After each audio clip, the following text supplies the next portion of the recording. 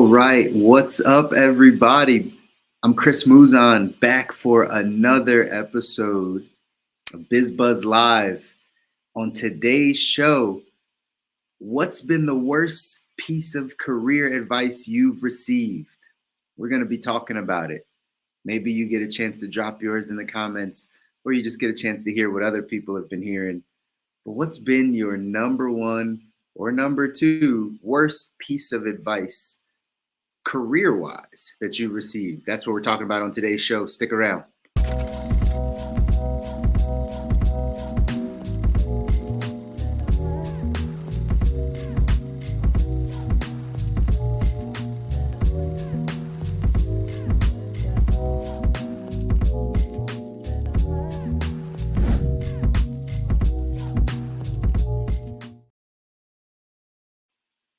All right, what's up, everybody? I'm Chris Muzan, your financial coach, financial therapist, here with another Bizz Buzz Live. Every Wednesday, we are diving in, talking about all the things around your career, industry, entrepreneurship, job life, all of those things. So what I know as a financial professional is at the end of the day, when we are going down that path of figuring out our financial life, and putting all the things in order, one of the main drivers is our income. It's how we choose to make money, whether we have a stable career, whether we are just working a 9-to-5 job that maybe we like or don't like, maybe we have a side business, maybe we're full-fledged entrepreneur. But at the end of the day, we need to figure out how to bring in income so that it can fund the rest of our lifestyle. So in these shows, we're just specifically talking about what's happening out there in the industries, what's happening out there with people's careers, what's happening out there in the world of entrepreneurship. And there's so much to talk about around these things that it's just great to have a platform to be able to do that. So today we're going to have a conversation around the worst career advice that you've been given. I was here on LinkedIn, and I happened to come across a post, and I'll actually share the post with you. And it talked a little bit about, it just posed the question, right? What was some of the worst career advice that you've been given? And I thought that was just a good place to start, because in our careers, right, all of us probably have received some not so great career advice, some advice from maybe people or mentors or coworkers that just didn't suit our direction. It didn't help us get to where we wanted to go. And I figured it'd be good to be able to chat about it. So while we're going through it, right, feel free to drop some comments down with what's the worst piece of career advice that you've received. Drop some answers in the chat. If you're watching live on LinkedIn or live over there on YouTube, drop it down. I really want to hear what's the worst piece of career advice you've received. But as we dive in, let's take a look at this post from a young lady here on LinkedIn. And let's see. Where is it? Oh, here it is. Cool. Let's take a look at this from Hala. She actually said, she was the one that posed the question, the top 3 worst pieces of career advice. So she had put this up, the top 3 pieces of career, the top 3 worst pieces of career advice. And so let's go through a couple of these, because I think all 3 of these make sense. And then I'll add on my 2 cents to those. And then again, if you have anything, drop it in the chat. But again, number 1, she put on this list, sticking with a job you hate for stability. Sticking with a job that you hate for stability. Now, I really believe that this is a piece of advice that a lot of us have been given, right? A lot of us have been given that advice of, like, if you just get a safe, stable job, whether your soul is dying there or not, if you just have a safe, secure position, you better stay there. How many of us have heard that piece of advice, right? I know I'm not the only one, but some people out there give that advice. And, you know, I was going to say this later on, but I mean, this is a good place to say it. Where you take your career advice is important. Like whom you take it from is a real important part to discerning if this is quality advice. At the end of the day, you only really want to take advice from people that are either in the place that you want to be or have been to the places that you want to go, right? Otherwise, they can't really give you solid direction on exactly what to do because they don't know it because they haven't done it or they haven't been there. They're not currently living it and they've never lived it. So it's really tough to take proper advice from somebody that's not in it. And this piece of advice, this one piece, when it comes down to understanding, let me share it again. When it comes down to sticking with a job that you hate just for the sake of being stable, when you get that piece of advice, typically that advice is coming from someone who doesn't like what they do for a living, right? To give that piece of advice where it's like, hey, no matter what, if just stick with this thing because it's paying the bills, it puts your kids to college, you get a pension, right? Whatever the case is, if you're just sticking there for stability, for the paycheck, for the benefits, it's not a great piece of advice. We're here, put on this earth, ladies and gentlemen, to make a difference, to fulfill, to have fulfillment, to be able to serve others, right? There's so much more that comes in this life that we can be practicing. And just to say something along the lines of, hey, just stay at that job because it's stable, might not be the greatest piece of advice, but we've all heard it. I'm sure we've all heard it, unless you're privileged to grow up in a family with like just entrepreneurs that know about chasing your dreams and going after the life that you want. Most people just settle for the job that they have, and then they settle for the life that they have. But for those of us that are inspired to go off and change the world and do some different things, that piece of career advice might not suit us. It might not suit us. And again, to each his own, right? I'm not on here casting judgment or, right, blaming you for how you think about something. If you've been in survival mode for your entire life and you finally land something that you believe gives you some stability, then maybe you stick there. But if it comes at the detriment of your health, of your happiness, of your quality of life, of your mental wellness, if your job, just for the sake of it being stable, goes against those other things, then we might want to reconsider. This was a thought that has, I'm sure, permeated a lot of communities and a lot of families in the past. But in 2024, ladies and gentlemen, we're not in a place to stay in a job that we hate just because it's paying the bills. So that was a good one. How many of you, drop it in the chat, how many of you have heard that piece of advice of sticking with a job you hate just for stability? Even though your life is miserable, at least you got a paycheck. Maybe that's you. Number 2, Allah says, not taking risks and playing it safe. You ever gotten somebody in your career say, don't take that risk. Keep the safe security of something. Don't go off and risk losing this because you don't know if you'll ever get it back. Has anybody ever given you any of those types of talks? Again, back to a little bit of the point. Who you take your advice from is important. If you're taking advice from people that have limiting beliefs, that have beliefs that don't necessarily serve where you're going, then you have to take it with a grain of salt. You know that saying, right? Just take it with a grain of salt.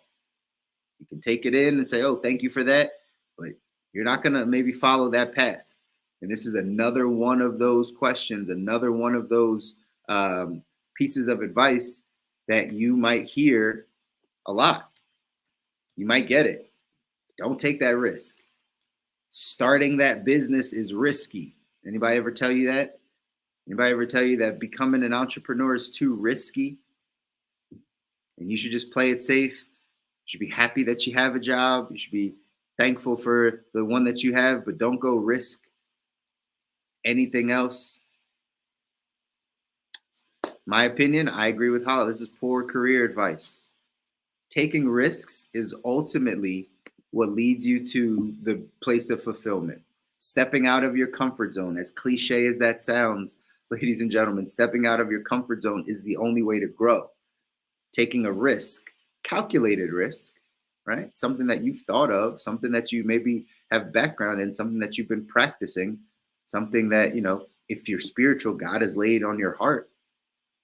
But taking a risk, having some faith to step out and do something different has always served people well.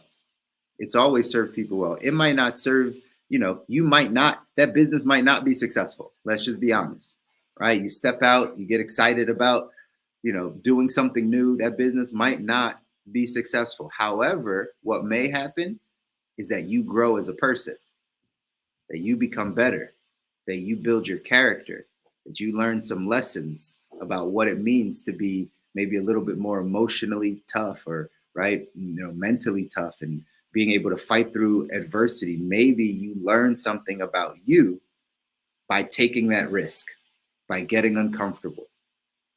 So if anyone ever tells you the opposite, don't take that risk. Just play it safe. I read this in a book. They said the goal for most people is to arrive safely at death. Right? Just safely at death. There's no risk being taken, no growth really happening.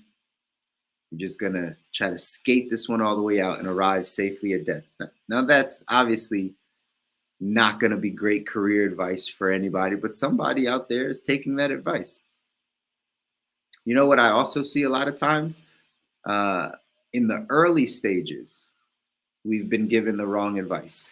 Between the ages of 18 and 25, normally the advice we've been given by parents, teachers, peers, right, is go find yourself a good job, something stable, something that sets you up so you got a good income coming in and you can get some form of stability outside of high school, right outside of college, right? Some stability. That's what that's the information, or that's what most people get as advice. And I actually think it's the opposite. And it goes right along the lines of this one where we're saying take risk. My opinion, guys, the best time to take a risk is from 18 to 25. When you don't have the same responsibilities. I sit down, we coach a lot of people financially. We coach people through all different age groups. People in their 20s, 30s, 40s, 50s, 60s, and 70s. We coach all across the board. And oftentimes, people that are that 18 to 25, 26-year-old, they're always looking for like stability. They're always like, I just need that job that does the thing for me. And I really think that's been a mismessage, right? Like it's something that necessarily isn't true. My opinion, the time you should be the riskiest is when you have the least responsibility. And as you get older, there's more responsibility. Once you get the house, it's more responsibility to keep income. Once you have a family, it's more responsibility to keep income.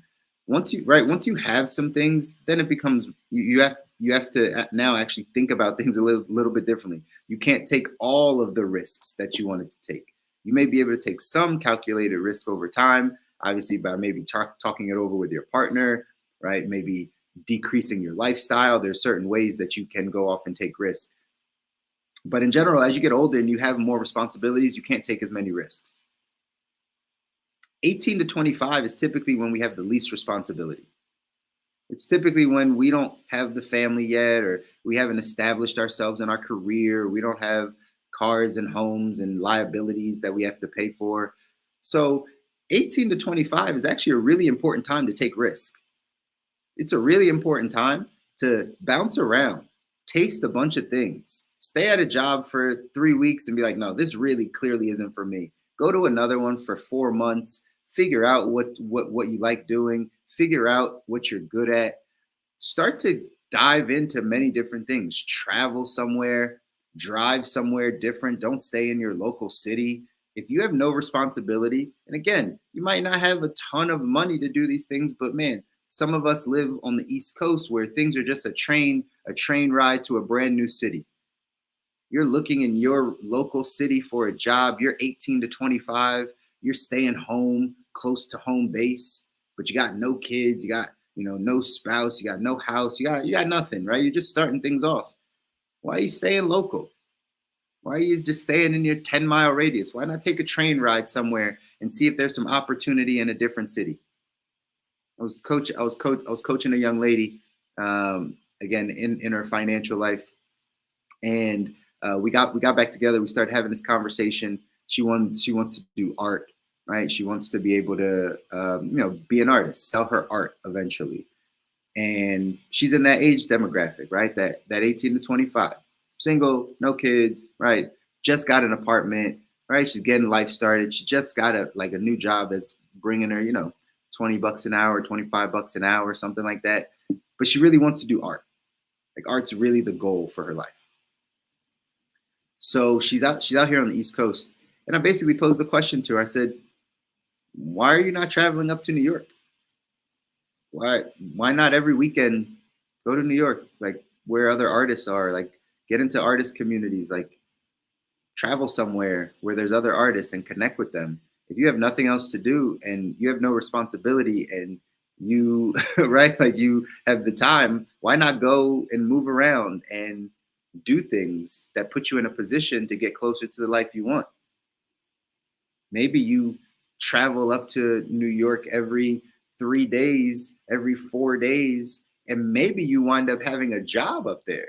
So maybe you don't have to work at this job that's just paying you 20, $25 an hour that has nothing to do with your career, has nothing to do with the thing you want to go off and do in life.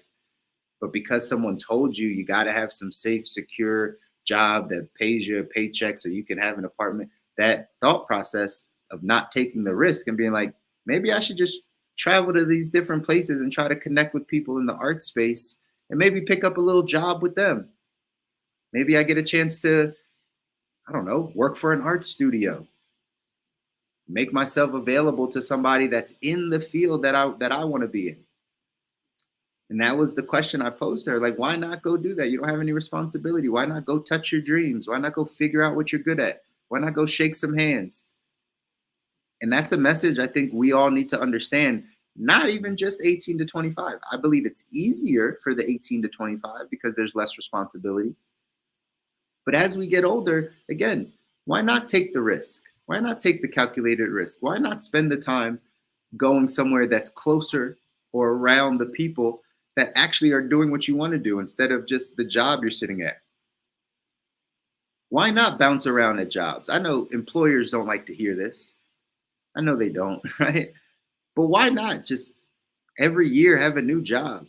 Every 6 months? Like, if it's not doing it for you, like, do you really need the paycheck that bad? I mean, I guess we got to live, but like, I feel like happiness and fulfillment outweighs how much money we're making. So if you can get closer to what you're called to do, if you can get closer to learning what you want to do, if you're sitting in a position right now, again, 18 to 25 or beyond, but you're sitting in a position 18 to 25 and you don't know what to do, you should have like 7 different jobs over the next year, all in different industries, not all the same thing. Like, go do some door-to-door sales, go sit in a call center, go work retail, go work in a restaurant, go work for an entrepreneur, go try to do some contracting work. Like, just figure out what you want to do, because you need to take the risk in order to grow, in order to get uncomfortable. So that was a bunch for that second point that Hala made over here. But again, for that worst career advice, not taking risks and playing it safe is just not good advice. It's not good advice. The third thing that she put on here is some of the worst career advice is focusing on skills and not attitude. Focusing on skills and not attitude. When we hear, or when someone tells us, just get better skills, just get better skills. I've even said that before, right? Just go and get better skills. But there's actually another part to this. Most companies, if you're looking for a new career, you're looking for a job, most companies aren't going to just hire you on the skills. They're going to hire you on your attitude, on your EQ, right? On how emotionally intelligent you are, on maybe some of the soft skills, like empathy, right? Like some soft leadership, some communication ability, interpersonal skills. How do you treat other people? I think I heard Gary Vee say this, right, with his company. He said, if you can't get along well with the other kids in the sandbox, it doesn't matter how talented you are. You're going to be out of here. It doesn't matter how talented you are if you can't get along with the other kids in the sandbox. If you can't get along with your coworkers, if you're the one that comes in and you're just right, always ruffling feathers, you're not a good person to be around. It doesn't matter how talented you are or how much skill, how many skills you have, or how great your skill set is if your attitude is poor. If you don't have the ability to manage your emotions. That is incredibly important as we continue as we continue to move our careers forward. This type of stuff is important. So the advice that might have been given to you of just focus on your skills might not be the best career advice. Might not have been the best career advice for you. Maybe the advice you needed was, hey, you probably need to work on some communication to learn how to, talk to people better, especially if you want to get into leadership, especially if you want to be in management or leadership. You're probably going to have to learn how to communicate a little bit better. The way you come off is a little harsh. Maybe when you're frustrated, maybe we can work on not showing our emotions in the workplace all the time. Maybe because every time you walk in the room, we know that you're frustrated or we know you're having a bad day because we can see it. So maybe there's some softer skills that we got to learn. Yes, skill set is important, right? Yes, skill set is important, absolutely. But also those softer skills of how we emotionally connect or how we're emotionally intelligent is also important. Most jobs will hire for personality and train for skill. I came from the restaurant world. Shout out to the Cheesecake Factory. I've mentioned it before on here. I worked at the Cheesecake Factory for some time. You want to know one of the things? I'll shout out some people. Linda Candiotti.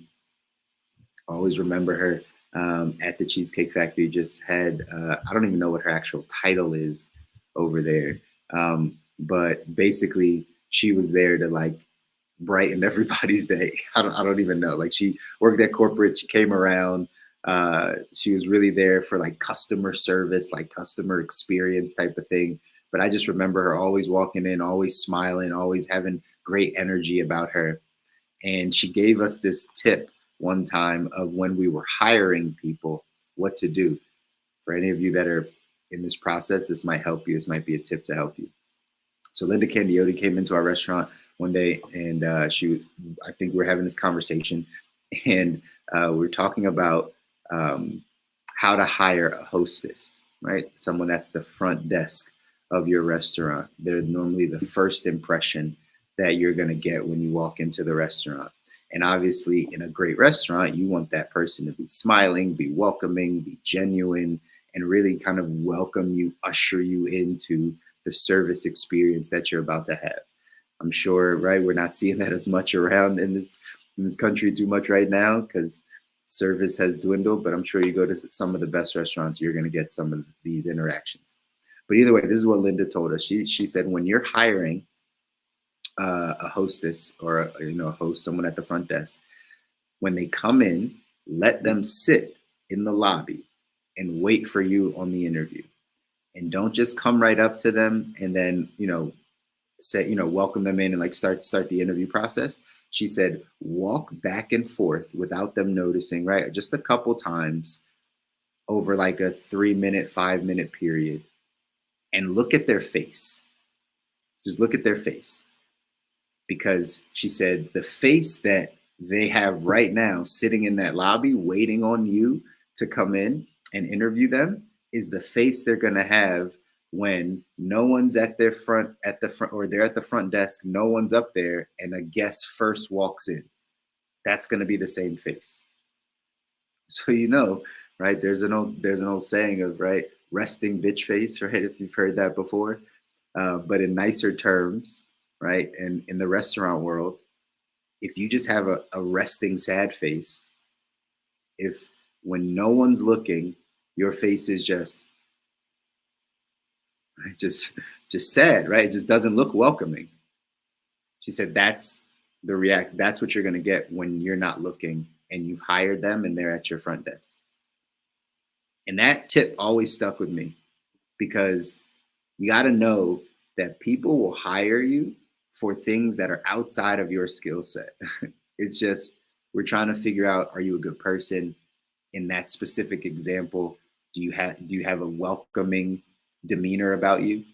Not that you have to sit there smiling the entire time, but is your face like naturally unhappy and sad?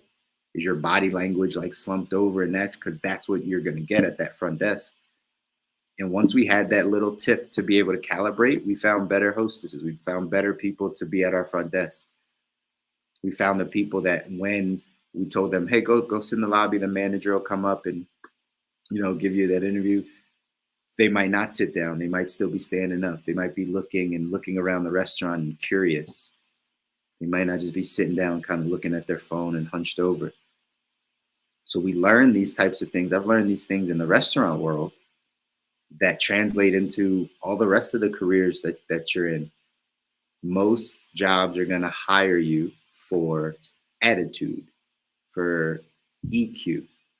Sure, you're going to need some skills, but really it's about some of those intangible things that you might not even be thinking about. Like, how's your face look on a daily basis, right? So again, these are things that we can all pick up, we can all learn, but understand back to how we started this conversation, getting some bad career advice, We have to make sure, one, we know who we're taking that advice from. We got to know who we're taking that advice from. Is that person happy in their career? Are they successful in their career? Are they just trying to tell you how to do it even though they've never done it? Have they gone to the place you want to go? We have to be very discerning about who we're taking the information from. Sometimes it's our parents that give us the worst career advice. Like, go to college. No, I'm joking. Not really. Because sometimes that could be horrible advice as well, right? Especially if we don't know the other side. Maybe it is some of these things that Hala said on here, right? Maybe some of the worst career advice has been sticking to a job that you hate just because it brings you in a paycheck and it's stable. If someone's told you to do that, well, that might not serve you to get to the life you want. What about not taking risks and playing it safe? If anyone tells you to play it safe, they're probably coming from that scarcity mindset, that limiting belief. Maybe they have some limiting beliefs. Jay-Z said one time his uncle told him, like, you'll never sell 1 million records. He put it on a song. I sold 1 million records like 1 million times. Just because it's not possible for them doesn't mean it's not possible for you. So somebody telling you that you should play it safe and not take the risk, they have some limiting beliefs, but those don't have to be your beliefs. Or number 3, focusing on skills and not your attitude, focusing on the intangibles. If somebody's telling you just if you're the most talented person, you'll always get hired. Well, that's not the case. If you have a bad attitude, if you can't play along with the other kids in the sandbox, you might not get that job. The person that has less talent than you, but has a better attitude will get that job every time, because people that are in leadership that are hiring, they know we're going to hire for attitude and we're going to train for skill. We're going to hire for attitude and we're going to train for skill. So because of that, we got to make sure.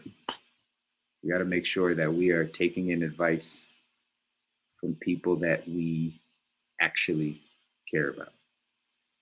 Did I freeze?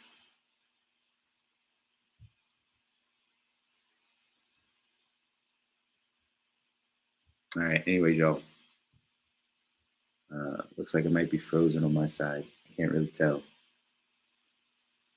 But either way, it's been fun, us having this conversation around the worst career advice. Feel free to drop something in the chat below.